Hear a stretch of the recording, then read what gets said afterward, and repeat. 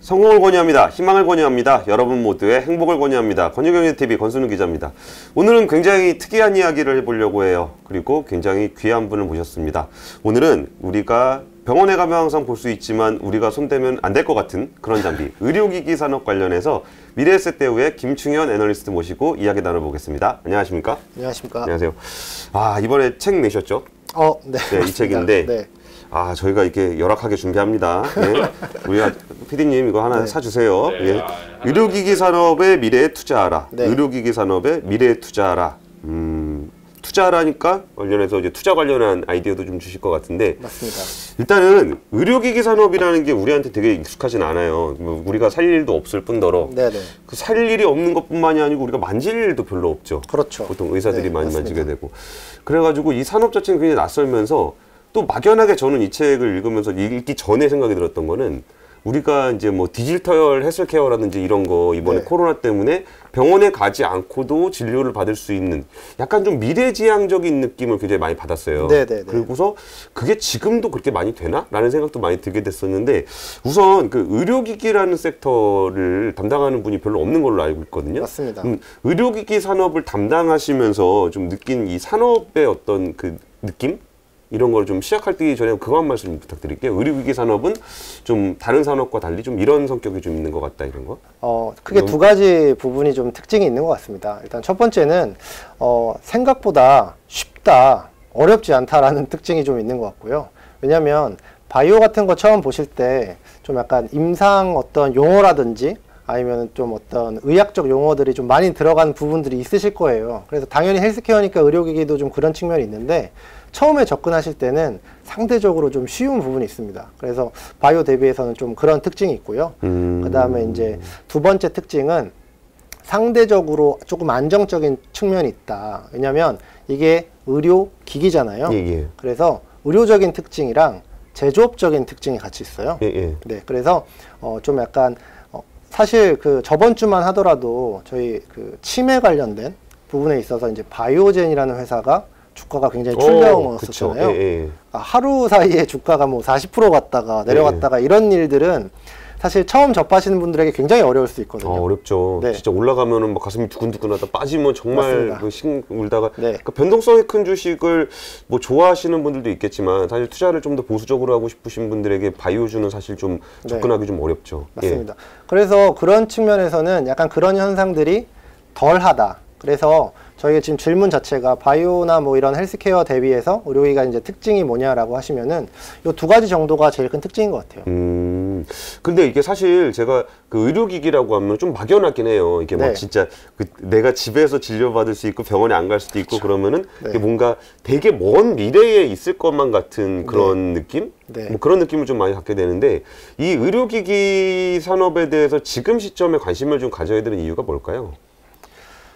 두 가지, 역시 뭐 두 가지 측면이 있다고 말씀을 드릴 수 있는데요. 일단 첫 번째는 올해 되게 가장 많이 화두가 됐었던 얘기를 잘 생각해 보시면은 디지털 헬스입니다. 그렇죠. 네. 코로나가 부각이 되면서 이제 진단 키트도 굉장히 많이 부각이 됐지만 글로벌하게 보면 디지털 헬스가 굉장히 많이 부각이 됐어요. 근데 디지털 헬스가 뭐냐? 그러니까 헬스케어를 디지털화한 거거든요. 그렇죠. 그러니까 일종의 서비스를 디지털화한 개념도 디지털 헬스 안에 포함이 됩니다. 그러면 서비스 영역이 확장이 되다 보면 자연스럽게 장비 영역하고 만날 수밖에 없어요. 왜냐하면 그냥 단순하게 진료만 해서는 할 수 있는 진료의 범위가 굉장히 줄어들거든요. 그래서 첫 번째 포인트는 디지털 헬스가 강화가 되면 결국엔 장비의 영역으로 디지털화가 확대될 수밖에 없는데 그런 측면에서 의료기기가 하나의 역할을 해줄 수 있다는 부분이 있고요.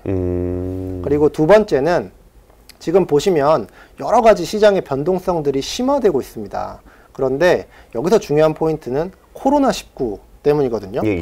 되게 역설적인 내용인데 코로나19의 수혜주가 될 수 있어요. 그러니까 어떤 의미냐면 이 의료기기는 병원을 가야지 쓸 수 있는 거거든요. 그러니까 디지털 헬스가 부각은 됐는데 그 외의 의료기기들은 코로나 때문에 병원을 사람들이 못 가게 되면서 오히려 소외를 당했어요. 근데 지금 어제 이슈도 나왔지만 화이자가 이제 백신 관련된 임상이 발표됐잖아요. 그러면서 이제 코로나에서 점점 회복돼 간다고 하면 그 수요가 당연히 병원에 대한 수요가 늘어날 수밖에 없습니다. 그러면은 우리가 이제 코로나에서 회복이 될 때 뭐 항공이나 뭐 여행이나 이런 것들 많이 생각을 하시지만 되게 역설적으로 의료기기도 하나의 투자 대안이 될 수 있는 거죠. 그러네요. 병원을 좀 더 이제 갈 수 있게 되는 환경에서는 네. 병원에 있는 의료기기를 더 많이 사용할 수도 있게 되는. 네네. 알겠습니다. 근데 의료기기라고 하면은 사실 뭐 어디서부터 어디까지를 의료기기라고 얘기하는지 잘 그렇죠. 모르겠어요. 네. 그냥 뭐 요새 뭐 병원에 가면은 뭐 있는 네. 뭐 엑스레이 찍는 거 네네. 이런 것도 의료기기일 텐데 네네. 어떻게 보면 책에 보니까 뭐 임플란트 같은 것도 또 의료기기라고 그렇죠. 하고 뭐 판막 같은 것도 의료기기라고 하는데 의료기기의 범주는 좀 어떻게 되는 거예요? 그래서 요거를 범주로 생각하시면은 굉장히 많습니다. 그러니까 우리나라에서 의료기기 생산 실적을 잡거든요. 통계를 잡을 때 들어가는 게 대략 1,200개가 넘어요. 그러니까 의약품하고 이제 헬스케어를 크게 세 가지로 나눌 수 있는데요. 의약품, 그다음에 이제 서비스 영역, 그리고 의료기기 영역으로 나누는데 반대로 얘기하면은 의약품과 서비스 영역이 아닌 부분은 전부 의료기기라고 생각을 하시면 됩니다. 그래서 뭐가 있냐라고 하시면 굉장히 많은 게 있고요. 그래서 이렇게 생각하면은 좀 와닿지가 않으시기 때문에 저는 크게 세 가지 구분법으로 생각을 하시면 되게 편할 것 같아요. 그래서 첫 번째는 우리가 치료를 받을 때 쓰는 의료기기들이 있어요. 그래서 보통 이거는 병원에 가서 많이 쓰시는데 예를 들면 수술할 때 쓰시는 도구들이라든지 아니면 우리 몸 안에 들어오는 그런 어떤 장비들 같은 것들 내시경 이런 거? 네네네. 그래서 일종의 이제 치료랑 관련이 있는 부분으로 한 꼭지로 묶으셔서 생각을 해보시면 좋고요. 그 다음에 이제 두 번째가 이제 코로나 때문에 많이 부각이 됐죠. 진단입니다. 그래서 진단은 이제 그 체외 진단처럼 키트로 하는 것도 있지만 엑스레이처럼 이제 촬영을 해서 하는 것도 있어요. 그래서 이제 한 꼭지가 또 진단으로 보시면 될 것 같고. 그러니까 뭐 있으면은 예를 들어 치과를 간다. 그럼 여기 뭐 3D로 뭐 찍고 뭐 이러는 것도 다 이렇게 진단의 범주에 들어가는 의료기기가 되는 거예요. 맞습니다. 그리고 마지막 내용이 이제 관리의 영역인데 이제 요 영역들은 일상생활에서 활용할 수 있는 의료기기들이에요. 그래서 이제 보통 이제 요새 많이 부각이 되는 게 웨어러블 기술들인데 그래서 이제 몸에 부착을 해서 병원이 아닌 일상생활에서 사용을 하는 것들이죠. 그래서 아마 해외 주식 관심이 있으신 분들은 들어보셨을 텐데 뭐 연속 혈당 측정기라든지 이제 혈당을 계속해서 재주는 웨어러블 기기입니다. 그러니까 혈당 체크할 때 뭐 이거 뭐 하고 뭐 이런 거 안 하고 자동으로 이렇게 전자적으로 해주는 거. 그래서 이런 식으로 웨어러블 기기처럼 활용해서 이제 일상생활에서 쓸 수 있는 그렇게 세 가지로 나눠보시면 되고요. 그러니까 이제 여러 가지 품목이 있는데 일단 구분을 이제 병원에서 쓰는 치료 영역들 그리고 진단 영역들 그 다음에 이제 일상생활에서 쓰는 관리용품들 이런 식으로 구분을 해보시면 좀 분류가 좀 낫지 않을까. 그러네요. 그러니까 병원에서 쓰는 그 큼직하고 이제 의사 선생님 쓰시는 요게 이제 의료기기 영역이 이렇게 있고 그리고 우리가 이렇게 그 내시경에서 이렇게 뭐 용종도 띄고 뭐 이러는 걸 다 의료기기로 보고 진단이면은 뭐 찍고 뭐 이게 어디가 아픈지 검진할 때 쓰는 그게 있고 그리고 이제 우리가 막연하게 생각한 디지털 헬스케어라고 이른바 우리가 그냥 상상하는 부분이 뭐 이렇게 뭐 그 하다못해 뭐 만보기 같은 거 해가지고 혈당 체크하는 거 뭐 이런 것도 다 포함이 된다는 거죠. 알겠습니다. 그러면은 이제 그 글로벌 의료기기 시장, 그러니까 우리나라에서 사실 의료기기 시장의 대장은 좀 다음에 말씀을 해주시고 전 세계적으로 유명한 그 글로벌 의료기기 산업의 어떤 경쟁의 현황은 좀 어때요? 좀 대표적인 기업들이나 어떤 장비들 뭐 이런 것 좀 소개해 주시면 일단은 먼저 이제 당연히 큰 규모부터 잡고 개념을 잡으시면 좋기 때문에 저는 이렇게 생각을 하면 좋을 것 같아요. 그러니까 아까 전에 제가 구분법 중에서 치료를 가지고서 생각을 해보시는 게 되게 좋습니다. 왜냐하면 헬스케어는 말 그대로 건강과 관련이 있는 그런 산업이기 때문에 어떤 거를 치료할 때 가치가 되게 올라가요. 치료. 그렇죠. 아무래도 치료라 그러면은 뭔가 가격을 매길 수 없는 그러니까 신약 같은 그런 느낌? 그렇죠. 그래서 우리가 통상적으로 치료를 할 때 약으로만 치료한다고 생각하기 쉬우신데 생각보다 의료기기로 치료할 수 있는 영역들이 굉장히 많습니다. 의료기기로 치료를 한다고요? 그래서 그 영역들이 이제 큰데요. 이제 대표적인 영역을 살펴보면 이제 약으로 치료할 수 없는 부분들이 좀 규모가 클 수 있어요. 그래서 이게 조금 그러니까 개념을 잡기 위해서 말씀을 드리는 건데 사망을 기준으로 좀 생각을 해보시면 좋습니다. 위협적입니다. 이게 어떤 개념이냐면 그러니까 전 세계적으로 그 사람이 어떻게 많이 돌아가신지를 통계를 내보면은 보통은 이제 암이랑 그다음에 이제 순환계, 그러니까 심장과 관련된 그 질환으로 많이 돌아가세요. 그래서 요 두 개를 그러면은 어떻게 치료하냐에 따라서 시장 규모가 좀 달라지는데요. 그래서 우리가 통상적으로 암은 약으로 치료를 많이 해요. 그렇죠. 항암제라고 네. 불리는. 예. 그래서 제약 시장에서 제일 큰 시장이 항암 시장이거든요. 그렇구나. 그래서 예. 처음에 제약을 보실 때 항암 시장부터 보시는 게 좋은 이유가 그 시장이 제일 크기 때문이에요. 그래서 우리나라 업체들도 항암과 관련된 파이프라인을 많이 연구하는 거고요. 그렇죠. 예. 근데 요거 반대로 이 심장이나 어떤 이제 몸속에 이제 피가 돌아가는 순환 계통들은 예. 의료기기로 치료하는 경우가 되게 많습니다. 예를 들면 어떤 거예요? 그래서 이게 어떤 의미냐면 그러니까 의료기기로 치료를 한다는 네. 개념이 잘 안 그래요. 약은 먹으면 뭔가 화학적인 걸로 이렇게 치료를 하는 네. 것 같은데 의료기기로 어떻게 치료를 하죠? 이게 그 약에 대한 얘기를 바이오에 대한 얘기를 좀 드릴 수밖에 없는데 예. 기본적으로 약품은 그러니까 몸 안에 있는 어떤 특정 단백질을 파괴하는 개념이에요. 그렇죠. 예. 네. 근데 우리가 어떤 거가 잘못돼서 파괴를 시켜야 되는 경우도 있는데 요게 잘못된 거를 다시 되돌려야 되는 경우도 있을 거예요. 그렇죠? 근데 아직까지 뭐를 예전으로 회복시키는 약은 많지 않습니다. 거의 없다고 봐야 되겠죠? 그쵸. 거의 뭐 사기꾼들이 하는 네, 약 말고는. 그게 예전에 이제 줄기세포 연구 이런 거죠. 줄기세포. 맞네요. 네, 뭐를 하는 거죠. 세포를 재생시키는 개념이죠. 예, 네, 줄기세포. 그래서 이제 요거를 의학적으로는 이제 비가역적이다, 뒤로 돌아갈 수 없다 이렇게 하는데 그런 질병에 한해서는 의료기기가 되게 많이 쓰입니다. 예를 들어드리면 이제 심장에 판막이 있어요. 예. 피가 이제 역류하는 거를 막아주는 기능을 그쵸, 하는 이쪽으로는 건데. 가는데 이쪽으로는 못 오게 하는. 예. 네, 나이가 많이 드시면은 이 판막이 헐거워지거든요. 예. 그럼 이런 것들을 다시 어떻게 보면 탱탱하게 만들어야 되는데 예. 그런 건 쉽지 않아요. 근데 그런 그러네. 거를 예. 인공 판막이라는 걸 써서 대체를 해버리는 거죠.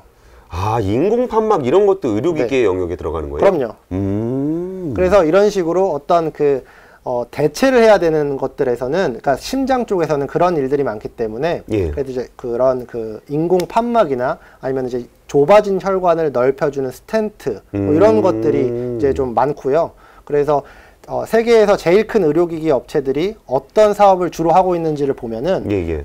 심장과 관련된 사업부가 굉장히 많습니다. 그래서 1위부터 10위까지는 거의 대부분 심장과 관련된 의료 장비를 취급하는 회사들이다 이렇게 보시면 될 것 같아요. 근데 그 인공 판막 이런 게요. 이 네. 제품을 기준으로 이걸 말을 해요? 아니면 인공 판막을 가지고 뭐 또 다른 기계가 또 따로 있어요? 인공 판막 자체를 인공 판막이라고 하고요. 그러니까 인공 판막을 어떻게 시술하느냐에 따라서 조금 다르긴 한데요. 일단 인공 판막은 인공 판막으로 보시면 될 것 같습니다. 그러니까 글로벌 의료기기 산업에서 인공 판막이 제일 그럼 시장이 크다는 거죠? 그러니까 인공 판막 자체가 시장이 크기보다는 심장과 심장. 관련된, 또 거기서 또 세분화 되거든요. 그런데 대부분 업체들이 좀 약간 포트폴리오가 다변화되어 있기 때문에, 그래서 어떤 시장이 제일 크다라는 의미보다는 이제 순환계 쪽, 심장 쪽 시장이 제일 크다. 이렇게 개념을 잡으시면 좋을 것 같아요. 그리고 심장 쪽 질환이 제일 큰 건 이걸로 돌아가시는 분이 제일 많을 뿐더러 네. 약의 영역에서 해소하기가 쉽지 않은 부분. 네. 이기 그러니까 이건 되게 쉽게 말씀을 드리는 거예요. 이걸 발레를 드실 분들이 분명히 나오실 텐데, 이제 개념을 잡으실 때 이렇게 잡으시면은 시장을 이해하시기가 편하다. 이런 의미입니다. 그럼 대표적인 회사들은 좀 어떤 게 있고 거기는 어떤 제품들 좀 있어요? 네.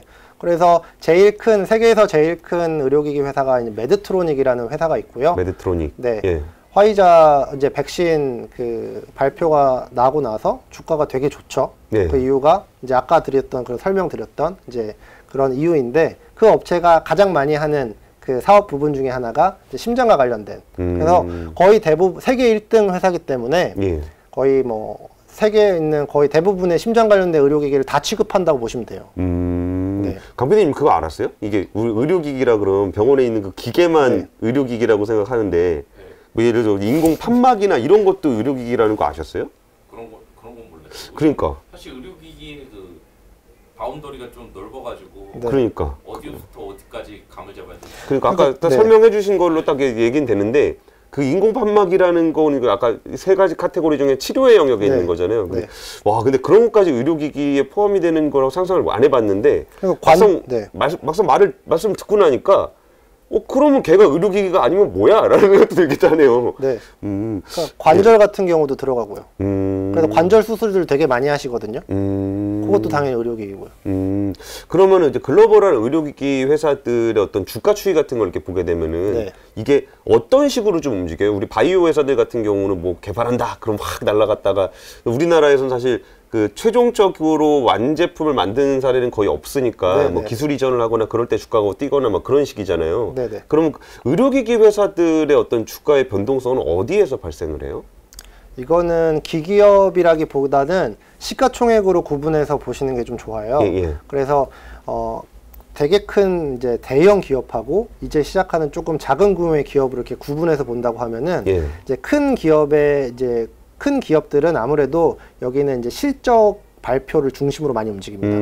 그래서 여기는 이제 실적이 좋냐 안 좋냐 이런 이제 기본적으로 실적에 따라서 움직이고 거기에 이제 이 회사들은 M&A를 되게 많이 해요. 그래서 이제 M&A 이벤트들 그래서 되게 좀 안정적으로 좀 가는 편이고요. 그래서 상대적으로 바이오 기업들에 비해서는 주가 추이가 꽤 안정적인 편이에요. 이것도 의외네요. 바이오 회사라 그러면 진짜 뭔가 네. 변동성이 클 것 같은데 의료기기 회사는 좀 대형 의료기기 회사들은 생각보다 안정적인 실적이 나오니까 실적에 예민하고.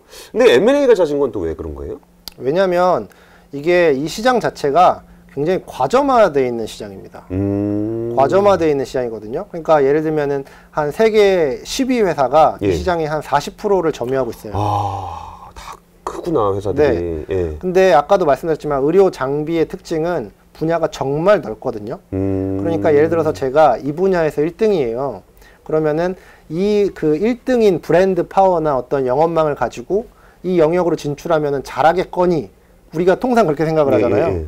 근데 그게 잘 작동을 하지 않는 이유가 그 시장에도 이미 1등이 있거든요. 그러니까 의료기기는 그러니까 통합 1등은 있지만 예. 1등이 정말 많아요. 품목별로. 네. 그러다 보니까 자기가 자체적으로 처음부터 성장을 해 나가는 것도 되게 좋은데 속도를 위해서는 M&A를 되게 많이 하거든요. 요거는 사실 의료기기 특징이 아니라 헬스케어의 약간 공통적인 특징이라고 보시면 될 것 같아요. 그래서 여기는 M&A를 굉장히 많이 하는 편입니다. 그러니까 여기를 뭔가 새로 개발해서 사업을 키우는 것보다 네. 그 시장이 워낙 한 사람이 차지를 하게 되면 굉장히 공고하기 때문에 이 시장에 진출할 거면 차라리 네. 인수를 한 게 그래서 이런 주주들도 예, 아예 예. 그 요구를 자체를 왜 M&A 잘 안 하냐, M&A 계획 어떻게 되냐, 이렇게 질문을 많이 해요. 네. 그러니까 이제 IR 같은 거 하고 막 그러면은 어떻게 인수할 거냐, 뭐 이런 네. 식으로 얘기를 한다는 거죠. 왜냐면 다들 이제 현금도 많이 도는 산업이고, 예. 그 다음에 이제 캐시플로우도 굉장히 좋은 그 기업들이 많거든요. 그러다 보니까 이제 어차피 그 과점화돼 있어서 이게 그 자연 성장이 그렇게 크지는 않아요. 그렇기 때문에 그러면 앞으로 성장 동력을 어디서 만들어낼 거냐? 제일 쉬운 방법이 M&A거든요. 와, 진짜 저는 오히려 그 의료기기가 되게 초기 산업의 어떤 첨단 산업의 약간 이런 느낌을 받았었는데 실질적으로는 굉장히 성숙된 시장이고 시장별로 이제 과점화된 플레이어들이 다 존재하고 그렇기 때문에 오히려 시장 진출할 때는 새로 투자를 하기보다는 인수합병을 통해 몸집을 키우는 것들을 네. 투자 전략적인 측면에서 본다는 거죠. 네네. 알겠습니다. 그리고 저 이렇게 의료기기 혁신, 의료기기가 새로 나왔을 때 어떤 변화가 있는지 이것도 저도 책 읽으면서 조금 이게 재밌었거든요. 와, 이런 것들이 맞아 나도 이거 얘기 듣긴 들었는데 이게 의료기기 혁신이었구나라는 거를 좀 사람들이 관심 가질 만한 좀 사례를 좀 들어줄 수 있어요? 제가 봤을 때는 뭐 이렇게 배 안 자르고 수술하는 거 뭐 이런 것들 좀 흥미로웠거든요. 네네.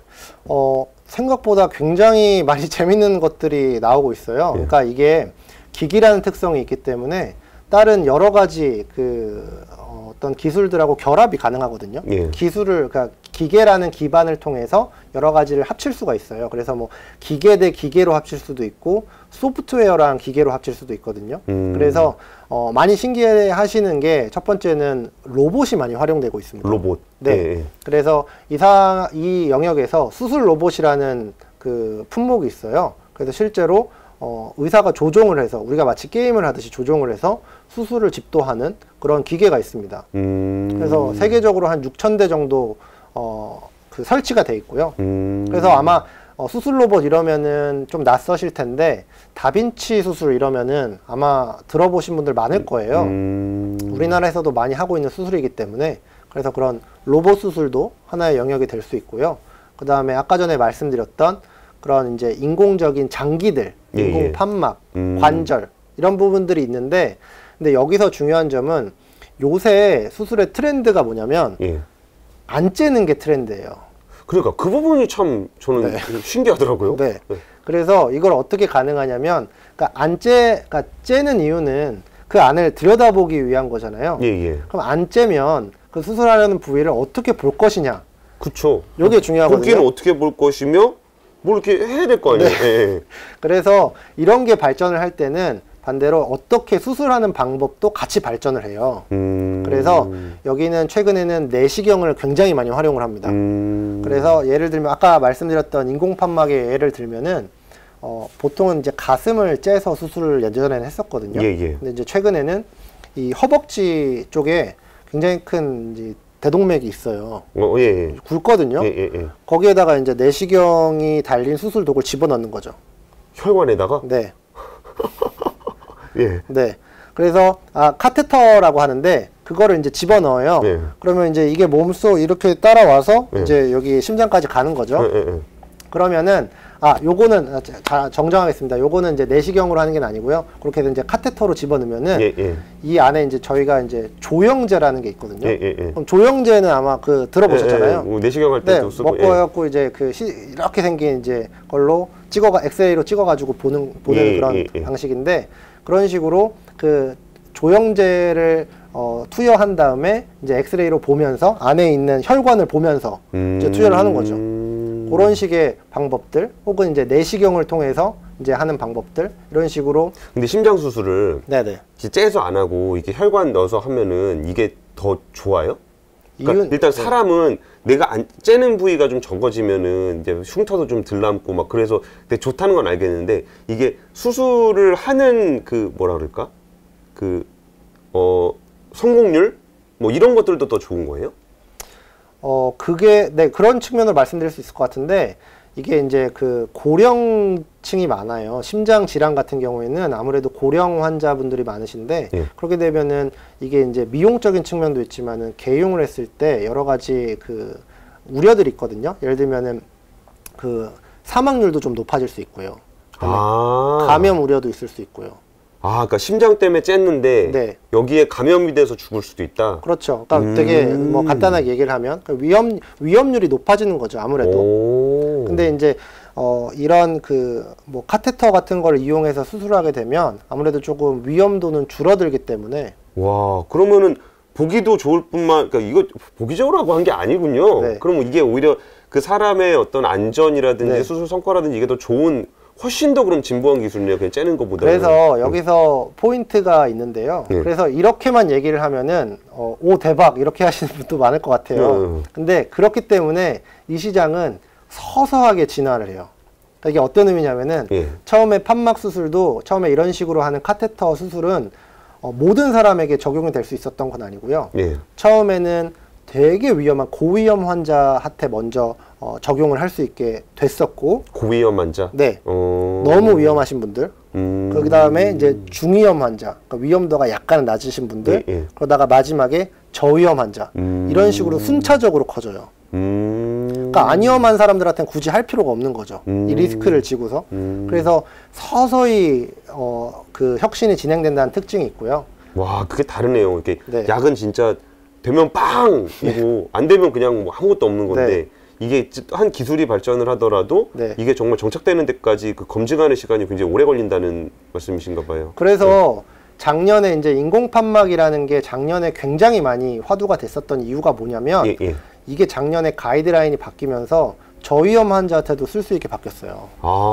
그전에는 못 썼었어요? 네, 그다음은 중위험 환자한테까지만 쓸 수 있었는데 저위험 환자한테까지 쓸 수 있으면서 시장 규모가 거의 2배 이상 커진 거거든요. 그걸 누가 정해줘요, 그걸? 그걸 이제 뭐 여러 가지가 정하는데, 그 일단은 의사들이 그러니까 학회가 있어요. 예, 예, 그러니까 질병을 관리하는 학회에서도 그 가이드라인을 이제 바꿨고, 그래서 우리가 이제 암학회 많이 하듯이 심장도 심장학회가 있거든요. 예, 예. 그래서 거기서도 바꿔줬고, 그 다음에 이제 보험사에서도 바꿔줬고. 보험사. 네. 예. 그래서 여러 가지가 이제 그런 의학적인 데이터를 기반으로 해서 순차적으로 바뀌어 나간 거죠. 알겠습니다. 지금 대충 이제 의료기기 산업이 대충 어떤 거고, 약간 이제 어떻게 성장하는지도 약간 말씀을 해주셨는데, 말씀 중에 그러니까 이거를 누가 그 의료기기를 써도 되는지를 검증, 그러니까 뭐 인가라고 해야 되나? 이거 어쨌든 정부기관은 아니니까. 그랬을 때 말씀이 이제 의사하고 보험사 이렇게 말씀을 해주셨는데, 생각해보면 이제 어떤 시장이라는 게 형성이 되면은 네. 소비자라는 게 있잖아요. 네. 근데 거기서 말씀 중에 여기는 소비자가 또 완전히 다르잖아요. 그렇죠. 그럼 이제 의사, 보험사 이런 그 의료기기 산업을 이렇게 구성하는 이렇게 주체들, 그러니까 누가 어떤 식으로 이 산업에 영향을 좀 미치게 되는 거예요? 요거는 사실 의료기기의 특성이라기보다는 헬스케어의 전반적인 특성이에요. 예. 근데 이제 우리나라에서는 바이오가 일종의 이제 바이오들을 이제 많이 보시면은 비즈니스 모델이 그 어떤 물질을 개발한 다음에 외국 기업에다가 이제 파는 게 주된 비즈니스 모델이잖아요. 그렇죠. 기술 이전. 네. 예, 예. 그러다 보니까 이 뒷단의 상업화된 영역에 대해서는 아직은 조금 낯서신 거예요. 그래서 이제 얘기를 드리면은 바이오나 의료기기나 약간 전반적으로 헬스케어라는 건 동일하기 때문에 기본적으로 좀 이 틀은 바이오를 보실 때도 좀 유용한 틀이고요. 그래서 여러 가지 이해관계자가 있지만 중요한 것들만 좀 말씀을 드리면은 당연히 먼저 이제 의사가 있겠죠. 예. 이제 병원이 차지하는데 이분들은 이제 치료의 의사결정을 내려줍니다. 그래서 환자가 예를 들어서 환자가 있지만 실제로 이제 의료기기의 고객들은 의사가 되는 거죠. 그래서 제약사들이나 의료기기들이나 의료기기 기업들이나 마케팅을 어디다 하는지를 보면은 다 이제 의사나 병원 쪽으로 마케팅을 많이 하죠. 이제 공통적으로. 예. 그다음에 이제 두 번째 영역은 건강보험사가 있는데요. 예, 그 부분 좀 잘 이해가 안 가요. 네. 보험사가 어떤 걸 결정하지? 이런 거요. 그러니까 이제 우리가 보험을 얘기하면은 자동차 보험이나 실손보험이 이제 당연히 먼저 떠오르시죠. 예. 그래서 보험이 중요하다 그러면 잘 이해를 못 하시는 경우가 많아요. 그래서 저도 얘기를 잘 안 합니다만 질문을 주셔서 이제 말씀을 드려보면 예. 그러니까 건강보험이라는 그 기능에서 중요한 부분이 뭐냐면 가격을 결정하는 기능이 있어요. 보험에서 가격을 결정한다. 네. 예. 모든 의료 서비스와 의약품 그리고 의료기기의 가격을 건강보험사에서 가격을 정합니다. 그래서 우리나라로 따지면은 그 네. 건강보험을 네. 되는 거고. 맞습니다. 그러면 약값을 누가 정하냐가 제약사하고 의사하고 결정하는 게 아니라 그럼요. 보험사가 결정을 네. 한다는 거죠. 물론 예. 그들이 이제 복합적으로 결정이 되지만 거기서 되게 중요한 역할을 하게 되는 거죠. 그래서 우리 실손보험의 개념만 생각했을 때는 돈을 이제 지급하는 사람이다, 지급하는 기관이다 이렇게 생각하기 쉬운데 예. 사실 건강보험의 굉장히 중요한 역할은 가격을 설정해주는 역할이고요. 피디님 아셨어요 이거? 의료의 약품의 어떤 네. 가격을 보험사가 건강보험에서 결정을 한다는 거? 전혀 몰라요. 네. 와, 나는 당연히 제약사들은 이 가격을 받고 싶어 할 거고, 이제 일반적인 시장처럼 의사하고 제약사하고의 사이에서 대충 약값이 결정되지 않을까 했는데, 그걸 전혀 보험사가 아니에요. 정하는군요. 그리고 여기서 더 중요한 거는 우리나라는 이제 그 건강보험을 기능을 하는 게 이제 국민건강보험공단 하나밖에 없어요. 그쵸. 예. 네. 그런데 외국 같은 경우, 특히 미국 같은 케이스를 보면은 공보험은 이제 65세 이상 노령자나 아니면 사회약자로 되게 한정됩니다.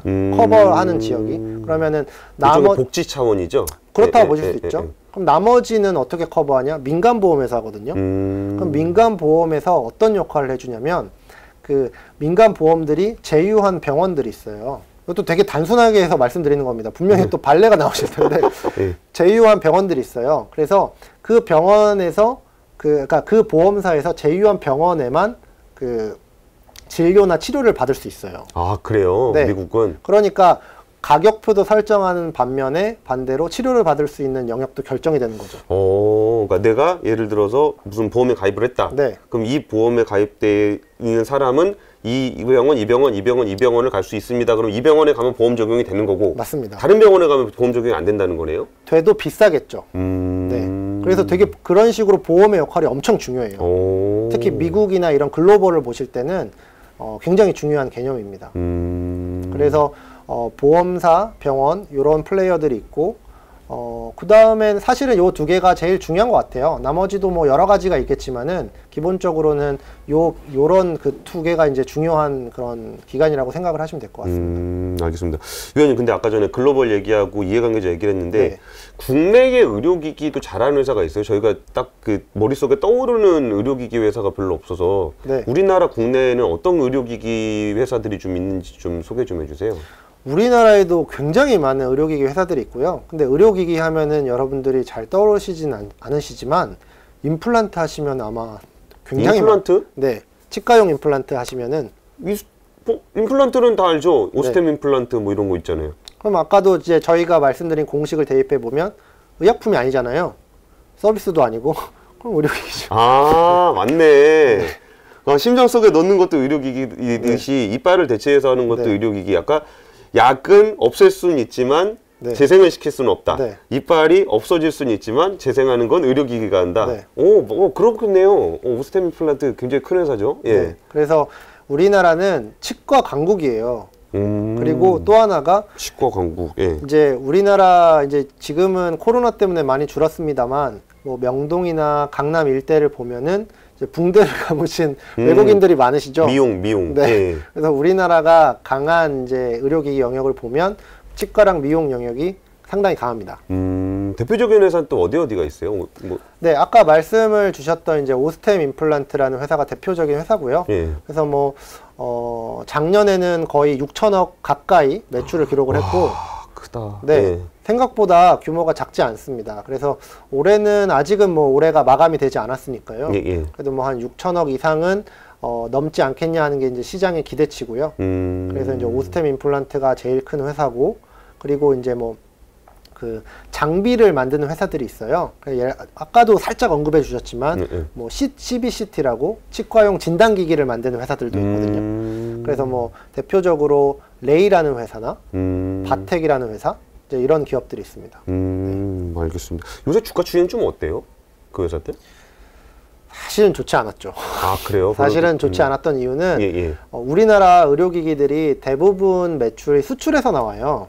아, 그래요? 네. 오. 생각보다 우리나라 의료기기 업체들은 수출 비중이 굉장히 높습니다. 오. 네. 거의 뭐 한 60%, 70% 이상은 다 수출에서 나오고 있는데요. 와, 그럼 어쨌든 수출을 한다는 거는 세계적으로 경쟁력이 어느 정도 입증이 됐다는 얘기죠? 네, 맞습니다. 예. 네. 그런데 지금 코로나 상황이잖아요. 아. 근데 이제 치과 같은 경우는 어떻게 이제 엄청 위급하다고 얘기하기는 조금 쉽지 않죠. 그쵸. 네. 예. 그러니까 이제 국가가 이제 통제가 있고 이러다 보니까 수출에 있어서 조금 영향을 많이 받게 됩니다. 아. 네. 그래서 사실은 좋지는 않았었는데요. 그런데 오늘 아마 주가가 되게 좋았을 거예요. 오늘이요? 네. 오늘 주가가 아마 되게 좋았을 텐데 그 이유가 이제 코로나 백신 그 뉴스가 어제 나왔잖아요. 아, 예. 그러니까 지금 말씀드린 틀로 설명이 되는 거죠. 아하. 왜냐하면 수출이 이제 안 돼서 주가가 그렇게 좋지는 못했었는데 예. 코로나 백신이 이제 완성되고 사회가 어느 정도 정상화되면 수출도 정상화될 텐데 그럼 마치 여행이나 레저처럼 수혜를 받지 않겠느냐 이런 논리인 거죠. 아, 알겠습니다. 근데 아까 전에 치과하고 미용이 우리나라 좀 잘한다 그랬는데 이게 어떤 특징이 있어요? 우리나라의 어떤 특징? 치과나 그러니까 뭐 다른 치료도 되게 많을 텐데 치과나 미용이라고 하면 아까 말씀하셨던 것처럼 뭔가 건강에 직결되는 이게 죽고 사는 문제는 아니잖아요. 근데 치과나 미용이 우리나라가 경쟁력을 갖게 되는 어떤 환경적인 요인이 좀 있나요? 일단은 좋은 기업들이 좀 많았던 것 같고요. 왜냐하면 이 산업이 커지려면 이것도 어떻게 보면 일종의 서비스업이라고도 볼 수 있는데 그 서비스를 제공해 줄 수 있는 제품들이 좀 좋아야 되겠죠. 뒷받침돼야 되겠죠. 그렇죠. 기본적으로 제품은 네. 좋아야 되겠죠. 예. 네, 그래서 뭐 좋은 기업들이 있었던 부분들이 이제 첫 번째 요인인 것 같고요. 그 다음에 이제 근데 여기는 얘기를 하면 이제 보험 급여 얘기를 해야 되는데 얘기가 되게 늘어질 텐데 그래도 괜찮으세요? 요거는 네. 그러니까 일단 얘기하세요. 네. 그 일부러 질문 드린 거예요. 네. 조금 이게 네. 왜 그 질문 드렸냐면은 그 의료기기 산업을 이렇게 좀 우리나라가 뭐 예를 들어서 뭔가 좀 키우고 싶고 육성을 좀 하고 싶다 했을 때 치과하고 미용 쪽에서 이렇게 발전을 했던 이유가 여기랑 좀 연결이 될 것 같아서 좀 질문 네. 드렸거든요. 그러면은 일단 제가 아까 어디까지 제가 질문을 드릴게요. 네. 우리나라가 의료기기에서 그 치과라든지 미용이 아까 발전을 했다고 말씀을 주셨는데 이게 뭐 다른 치료도 많을 텐데 그 의료 중에서 미용이나 치과 쪽이 우리나라가 좀 경쟁력이 생겼던 어떤 환경적인 요인이 좀 있나요? 이거는 조금 복잡한 얘기일 수 있는데요. 예. 이제 어떻게 보면은 제가 아까 전에 말씀드렸던 그 보험의 영향이 좀 커요. 이제 그게 도대체 그럼 보험이랑 치과 미용이랑 무슨 상관이냐 얘기하시는데 아까도 말씀드렸지만 보험사의 가장 큰 건강보험사의 가장 큰 역할은 이제 가격을 설정하는 역할이라고 말씀드렸거든요. 그래서 우리나라 이제 소위 이제 그 가격을 이제 급여라고 해요. 급여 체계라고 하는데 그 급여 체계 안에 들어갔을 때 우리나라 보험의 이제 가장 큰 특징이 뭐냐면 쌉니다. 그쵸. 예. 네. 진료비가 굉장히 우리나라는 저렴하죠. 예. 진료비가 싼 이유는 가격표가 싸기 때문이에요. 그렇겠네요. 네. 예. 그래서 이제 새로운 이제 어떤 기술들이나 그런 게 개발됐을 때 당연한 얘기지만 기존 기술 대비해서 얼마나 뛰어나도 보지만 얼마나 비용 대비 효과적이냐 경제성도 보게 되거든요. 그러니까 이 급여 체계 안에서 이제 국민 입장에서는 어떻게 보면 되게 좋은데 기업 입장에서는 사실 이거를 뛰어넘는 건 쉽진 않아요. 그러니까 신기술이 나왔는데 기존 기술보다 더 뛰어나야 될 뿐만 아니라 더 저렴해야 된다는 거죠. 그렇죠. 그러니까 그런 부분들을 증명해내는 게 쉽진 않아요. 그런데 치과나 미용적인 부분들의 가장 공통점이 뭐냐면 비급여 치료들이 많거든요. 그러네요. 네, 가격을 벗어나는, 그러니까 가격표를 벗어나는 게 많습니다. 그러다 보니까 건강보험 적용 안 되는 게 많죠. 네, 좀 더 자유롭게 약간 상대적으로 약간 이런 혁신적인 제품들이나 기업들이 등장을 할 수 있었던 배경인 거죠. 그래서 약간 복잡하실 수 있는데 좀 구체적으로 보시면 이제 약간 보험적인 영향이 있었다. 이렇게 이해를 하시면 좋을 것 같아요. 그러니까 나머지 치료법, 그러니까 진짜 몸을 치료하는 것과 관련된 부분에 대해서는 건강보험 체계에서 급여가 정해지는데 이게 너무나 낮게 돼 있다 보니까 뭔가 새로운 산업을 키워서 접근하기는 좀 쉽지 않았고 미용이나 치과 같은 경우는 이 가격표를 건강보험에서 정하지 않기 때문에 여기서 조금 더 고가를 가지고 더 새로운 기술들이 등장할 수 있었던 배경이라 이 정도로 이해를 하면 될까요? 네네. 알겠습니다. 그리고 이게 또 아까 의료기기 산업이 노령화라든지 이런 거하고도 관련이 좀 많다고 좀 하셨는데 어떤 부분에서 이게 좀 의료기기 산업이 노령화를 통해서 더 커질 수가 있는 거죠?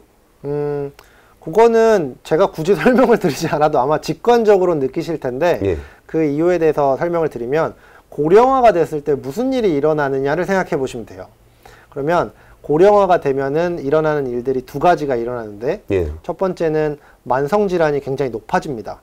항상 아프시죠? 네. 그래서 당뇨, 고혈압, 그 다음에 무슨 여러 가지 징후들이 이제 일어나는데요.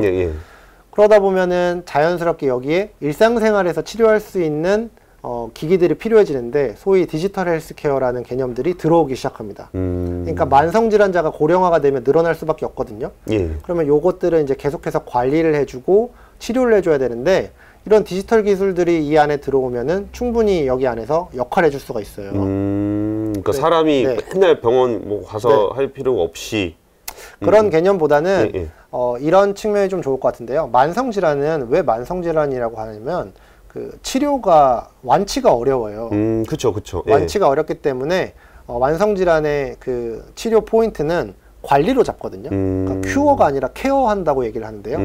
그래서 몸 안에 있는 어떤 생체 지표를 특정한 레벨로 관리를 해주는 겁니다. 그러니까 이거를 평생 해야 된다는 거죠. 그러니까 이제 여기에 뭐가 필요하냐면은 그 어떤 지표를 예를 들어서 당뇨병 환자 같으면은 혈당이라든지 고혈압 환자 같으면은 이제 측정을 해줘야 되니까 이거를 어떻게 하면 잘 측정할 수 있을까라는 기술이 들어올 거고 그럼 그 측정한 그 신호를 바탕으로 해서 예를 들어 높아졌다 그럼 낮춰줘야 될 거고 낮아졌다 그럼 높여줘야 될 거 아니에요.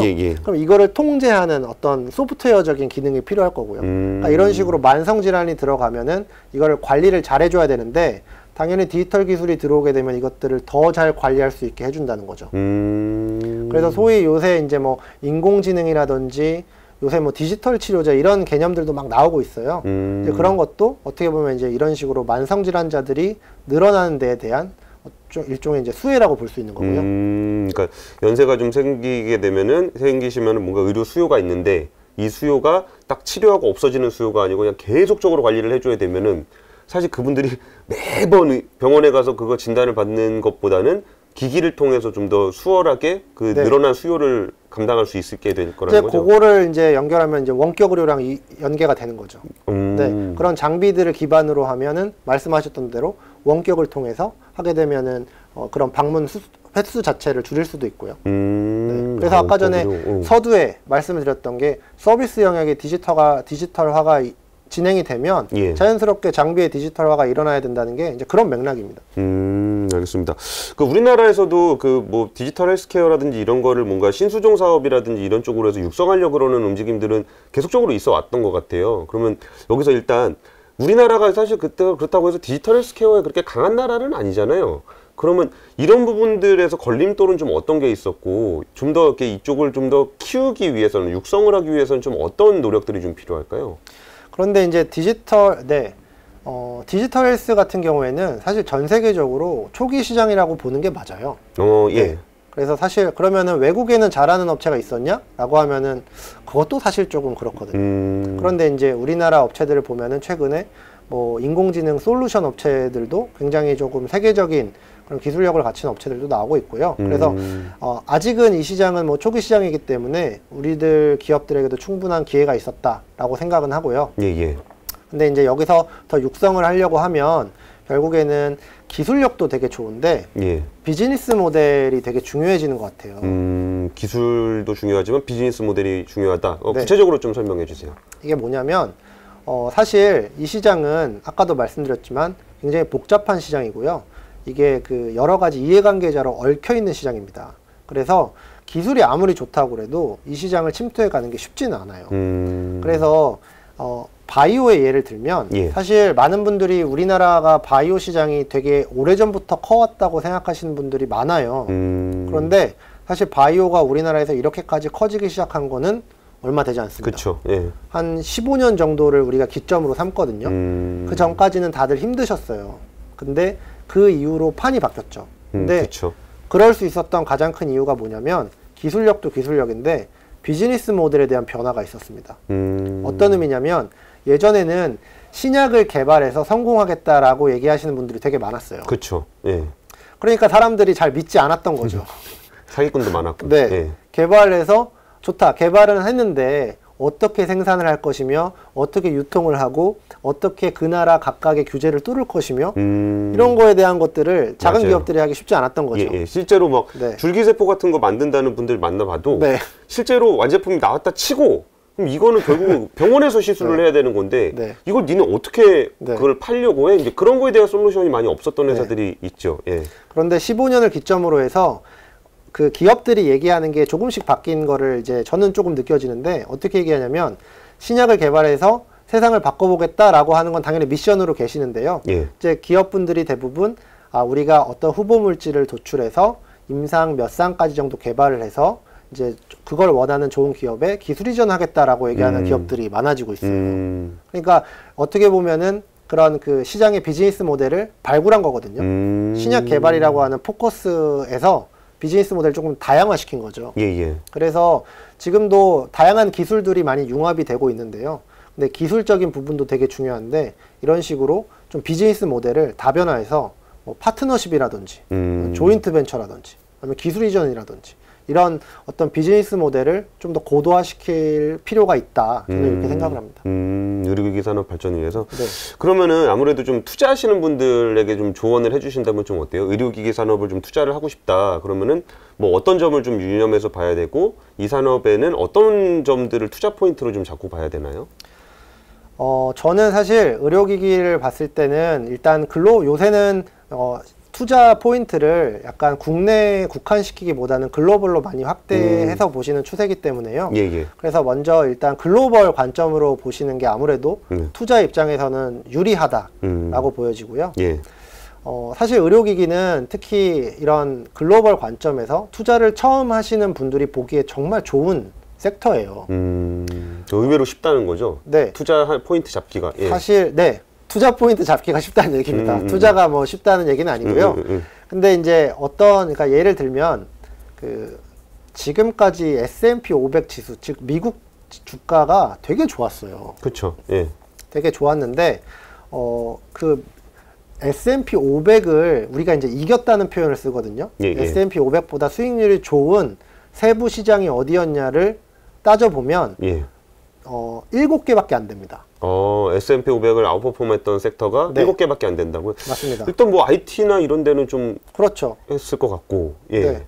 그 일단 중요한 게 여러분들이 생각하시는 그 대부분의 그 지수는 들어갈 거예요. 뭐 IT 하드웨어, 뭐 리테일 아니면은 뭐 미디어 뭐 이런 거 들어가겠죠. 예, 근데 예. 그 7개 안에 의료기기가 들어갑니다. 거기는 그러니까 바이오하고는 또 별도의 섹터로서 의료기기를 말씀하시는 거죠. 헬스케어가 아니라 의료기기가 그 안에 들어가요. 그만큼 꾸준하게 성장을 해왔다는 거고요. 그 다음에 더 재밌는 사실은 그 수익률이 바이오보다 더 좋아요. 그러니까 이게 바이오보다 좋다고요? 네. 그것도 의외네요. 그러니까 특히 시계열을 좁히면 좁힐수록 바이오보다 수익률이 더 좋습니다. 저는 그러니까 여기서부터가 좀 출발점이라고 생각을 하는데요. 그러면 이게 왜 바이오보다 좋았냐를 생각을 해보는 게 좋아요. 그러면 제가 지금 보여드리는 이 장표를 보시면 한 13년, 15년도에는 그 의료기기랑 제약이 모두 S&P보다 좋습니다. 예, 예. 그런데 이 차이가 점점 좁혀지더니 한 18년을 기점으로 해서는 의료기기랑 제약이 점점 격차가 벌어지기 시작하거든요. 이때부터 벌어지기 시작하는데 이때 무슨 일이 있었냐를 좀 기억하시면 좋을 것 같아요. 그러니까 이거는 바이오가 어떤 일이 있었냐면 17년, 18년 요때를 기점으로 해서 대부분 블록버스터들의 특허가 끝나가기 시작합니다. 그러면 특허가 끝나면 우리는 보통 제네릭이라고 복제약이 들어오거든요. 그쵸, 예. 그러면 그 업체들의 매출이 떨어질 수밖에 없어요. 그렇죠. 가격을 낮춰야 네. 되니까. 예. 그런데 문제는 뭐냐면 그렇다면 새로운 블록버스터가 등장하고 있느냐? 신약. 예. 쉽지 않죠. 첫 번째 문제입니다. 블록버스터의 특허가 만료되고 있는 상황에서 제네릭은 들어오고 있는데 신규 블록버스터가 잘 나타나지 않고 있어요. 예. 그 다음에 이제 두 번째는 중국도 중국이고 미국도 미국이고 지금 제일 화두가 되는 게 뭐냐면 약가 인하예요. 약가 인하. 네. 그쵸. 예. 트럼프 대통령이 약값을 떨어뜨리려고 하거든요. 예, 예. 중국도 지금 굉장히 심하게 떨어뜨리려고 하고 있습니다. 그러니까 이런 식으로 블록버스터는 떨어지는데 가격은 낮추라는 압박이 들어오는 거죠. 그런데 새로운 블록버스터는 개발이 좀 힘들고요. 그런데 의료기기는 어떤 일이 있었냐. 제약 가격, 그러니까 의약품 가격 떨어뜨린다는 시도는 들어보셨는데 예, 예. 의료기기 가격 떨어뜨린다는 얘기 들어보신 적 없잖아요. 저는 의료기기 가격이라는 얘기를 별로 들어본 적이 없습니다. 네. 일단 상대적으로 그런 가격 하락 압박에서는 상대적으로는 좀 더 자유롭고요.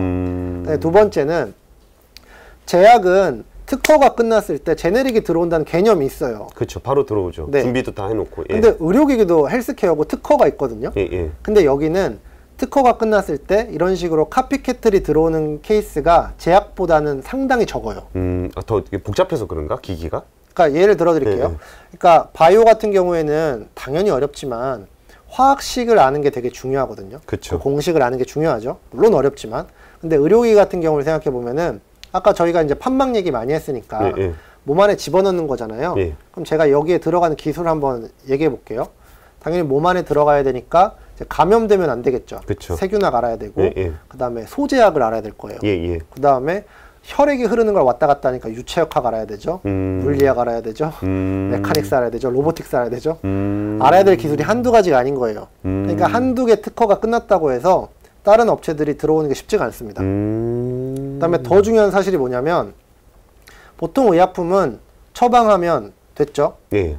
물론 카티 같은 것들은 처방하고 지켜보긴 합니다만 예, 예. 대다수는 약간 처방하고 나서 인디펜던트해요. 예, 예. 근데 의료기기는 의사가 직접 시술하는 경우가 많아요. 그쵸. 예. 그러니까 이게 뭐냐면 의사들의 선호가 되게 중요하다는 얘기예요. 아, 카피캣이 나오더라도 네. 쓰던 거 그냥 쓴다는 거죠? 제가 10년을 이 제품을 썼단 말이에요. 근데 새로운 게 나왔다. 그러면은 만약에 검증도 그렇게 많이 되지 않았다. 그러면은 사실 이걸 선택하는 게 의사들의 심리거든요. 그래서 상대적으로 제약에서 일어나는 나쁜 일들이, 그러니까 예. 좋지 않은 일들이 의료기는 상대적으로 그런 일이 적었다. 그래서 이 산업은 블록버스터가 특허가 만료되고 제네릭이 들어오고 이런 현상이 별로 없어요. 그러다 보니까 그때부터 격차가 일어나기 시작한 거예요. 거기다가 플러스 지금 무슨 일이 일어나고 있냐면 디지털화가 일어나고 있죠. 그쵸. 그러니까 새로운 기술들이 들어오기 시작합니다. 그러니까 혁신이 일어나기 시작하는 거예요. 그래서 여기서 포인트는 뭐냐면 그러면 오케이 그게 과거에는 그런 일이 있었던지 알겠다. 그럼 앞으로도 그럴 거냐? 예, 예. 가 중요한데 저는 앞으로도 그럴 수 있다고 봐요. 그래서 특히 의약품이 해결하기 쉽지 않은 영역들에 대해서는 의료기기가 굉장히 많은 효용을 줄 수 있거든요. 그러니까 의약품은 지금 어려운 이유가 진짜 말 그대로 만들기가 어려워서 어려운 거예요. 그렇죠. 신약을 개발하기가 어렵죠. 대신 한 번 되면 대박이 나는 예, 거죠. 예.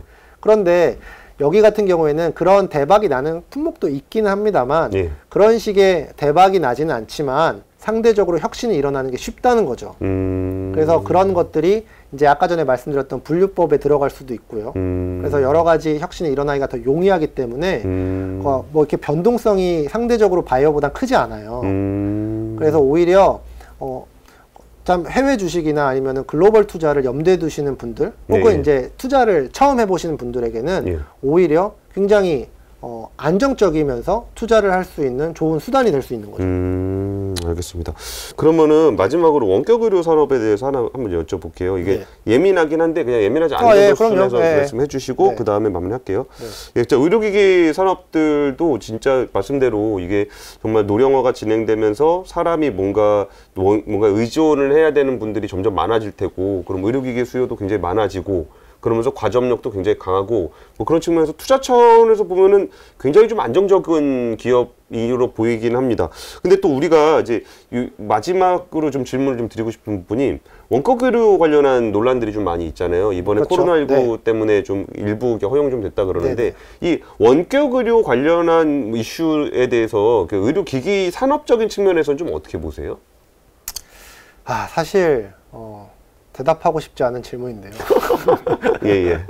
근데 왜냐하면 원격 의료는 굉장히 처음에 해요. 왜냐하면 어쩔 수밖에 없는 게 아까도 말씀드렸던 보험사랑 병원 이슈도 있지만 예. 이 사이에 더 많은 이해관계자들의 니즈를 모두 복합적으로 만족을 시켜야 되거든요. 예. 그래서 사실은 정말 쉽지 않은 문제긴 맞아요.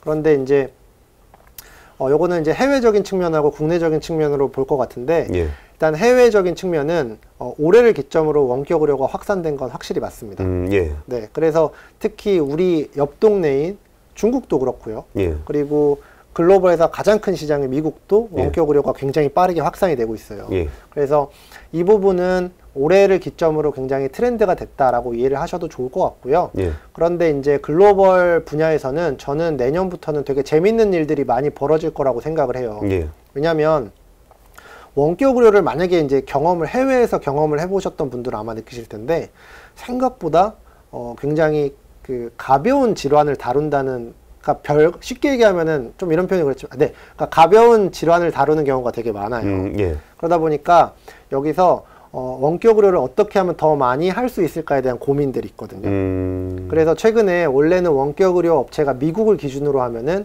텔레닥이라는 회사 하나밖에 없었어요. 예. 그런데 최근에 또 다른 업체가 상장을 했습니다. 근데 그 업체가 되게 재밌는 게 뭐냐면 텔레닥이라는 업체는 병원하고 환자를 그냥 중개해주는 일종의 이제 중개 플랫폼이었거든요. 예, 예. 근데 그 새로 상장하는 회사는 병원들한테 소프트웨어를 제공해주는 역할을 해요. 그러니까 병원들이 원격 의료 사업을 할 수 있게 소프트웨어를 이제 그 클라우드 서비스로 이제 해주는 거거든요. 예. 그러니까 제가 드리고 싶은 말씀은 뭐냐면 내년부터는 이 판이 커지면서 예전에는 이제 옆으로 커지기 시작했다면 예, 예. 지금은 이제 수직적으로 커질 수 있다. 그러니까 이 산업 안에 있는 밸류 체인 안에서 확장이 일어날 수 있을 것 같아요. 그래서 병원이 이 산업으로 들어온다든지 아니면 IT 기업이 들어온다든지 충분히 예상이 가능한 게 중국을 보면 되는데 예. 중국은 제일 큰 원격 의료 업체가 평안굿닥터라고 하는 업체인데 예, 예. 이 업체는 모기업이 평안보험이에요. 오, 평안보험 굉장히 큰 회사죠. 예. 네. 이미 보험사가 그 계열사를 갖고 있는 그러네. 거고요. 예. 그다음에 알리헬스라고 하는 기업이 있는데 이름에서도 느끼셨겠지만 알리바바? 그렇죠. 오. IT 회사입니다. 지금 중국에선 이미 그러고 있거든요. 그러니까 이게 미국에서도 지금은 아직 그 연결해주는 회사가 있지만 내년부터는 이렇게 그러니까 위로 확장하는 그런 그림들이 많이 나올 수 있을 것 같아요. 그래서 글로벌 시장은 두 가지 포인트는 이제 그 코로나를 기점으로 좀 트렌드가 됐다는 부분하고 예. 그리고 내년부터는 좀 더 이런 여러 가지 합종 연행들이 좀 많이 발생할 수 있다라는 부분들이 좀 포인트로 기억을 하시면 좋을 것 같아요. 그렇습니다. 그 책 내용 중에 그 원격 의료를 도입하려고 원격 의료를 도입한 나라는 없다, 뭐 이런 표현을 쓰셨는데 네. 그 내용이 좀 인상적이었거든요. 그러니까 원격 의료가 어떤 식으로 사회에 침투하게 되는지에 대한 얘기인 것 같아서 그 말에 좀 의미를 좀 한번 설명 좀 해주세요. 그러니까 제가 생각하는 건 이런 겁니다. 그러니까 혁신이라고 하는 거는 혁신을 하기 위해서 혁신을 하는 게 아니라 우리가 어떤 문제를 해결하다 보니 혁신이 나온다고 생각을 해요. 예. 그래서 우리가 원격 의료라는 단어에 함몰되기 시작하면 그거를 실행하기 위해서 우리는 원격 의료를 해야 되는가? 그러니까 원격 의료가 필요하기 때문에 원격 의료를 만들어내면서 이게 시장이 커져야지 어떻게 보면은 좋은 그림인데 예. 원격 의료를 도입해야 되기 때문에 원격 의료를 써야 한다라고 하는 논리는 안 맞는다는 거죠. 그래서 글로벌 사례들을 분석을 해보니까 실제로 그 나라들은 정말로 원격 의료를 도입해야 될 이유가 있었고 그렇기 때문에 그 시장이 커진 거거든요. 예를 들면 어떤 스타일이었어요? 그래서 예를 들어 가장 큰 이유가 첫 번째는 의사들이 부족합니다. 아, 네. 의사가 부족하다. 그 이유가 뭐냐면 여러분 주변에 의대 다니시는 분들 잘 보세요. 이 한 명의 의사가 나오려면 시간이 무지하게 많이 걸립니다. 그쵸. 예과, 본과 간 다음에 뭐 펠로우하고 뭐하고 그쵸. 하면은 예. 10년 이상 걸리거든요. 예. 근데 지금 전 세계적으로 심화되고 있는 게 고령화예요. 그러니까 사람들이 늙어서 발생하는 의료 수요를 예. 의료 공급이 못 따라잡습니다. 이 문제가 되게 심화되고 있어요.